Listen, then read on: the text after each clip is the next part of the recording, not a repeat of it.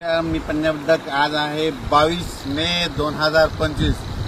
कालच मी रात्री एक व्हिडिओ दाखवला की लाईटवर किडे आलते, तर मी म्हणलो तो 24 तासात पाऊस पडणार। तर पाहू शकता ही आमची इथली लेंडी नदी आहे आणि लेंडी नदीला भरपूर असं पाणी आलंय, पाहू शकता ये बाहेर। आणि आता सकाळचे 5 वाजलेले पाहू शकता इतकं जोरात पाणी वाहत आहे। आणि राज्यातल्या या ठिकाणी 22 मे पासून परत राज्यातल्या शेतकऱ्याला सांगू इच्छितो की राज्यामध्ये 30 तारखेपर्यंत असाच ओढे नाले नदी वाहणारा पाऊस पडणार आहे, म्हणून हा अंदाज लक्षात येतो। मुंबईला देखील मुसळधार पाऊस पडणार आहे, म्हणून मुंबईवाल्यांनी सतर्क राहण्याची गरज आहे। राज्यातल्या सर्व शेतकऱ्याला सांगू इच्छितो की राज्यामध्ये पूर्व विदर्भ, पश्चिम विदर्भ, दक्षिण महाराष्ट्र, उत्तर महाराष्ट्र, कोकणपट्टी, खानदेश, मराठवाडा 22 मे पासून ते 30 मे पर्यंत असा नदी ओढे नदी नाले वाहतील असा पाऊस पडणार आहे, म्हणून हा अंदाज लक्षात येतो।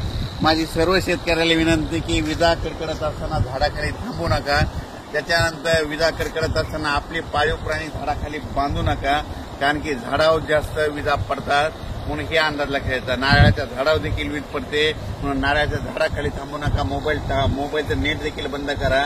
काल देखील 2-3 ठिकाणी मोटरसायकल चालत असताना मोटरसायकल विजा पडलेले 2-3 व्यक्ती महाराष्ट्रातल्या दगावल्यात, म्हणून हे देखील लक्षात येतं। आणि राज्यात सांगायचं झालं तर म्हणजे हा पाऊस 30 तारखेपर्यंत दररोज 2-2 दिवस वेगवेगळ्या भागात पडणार आहे आणि जमिनीमध्ये चांगली 1 फूट वर जाणार आहे, म्हणून हा अंदाज लक्षात येतात। मग सांगायचं झालं तर हा पाऊस सर्वात जास्त मुंबईला पडणार आहे, नाशिककडे पडणार आहे, त्याच्यानंतर कोकणात पडणार आहे, कोल्हापूर, सातारा, पुणे खूप पडणार आहे, म्हणजे नगर जिल्ह्यात देखील खूप पडणार आहे।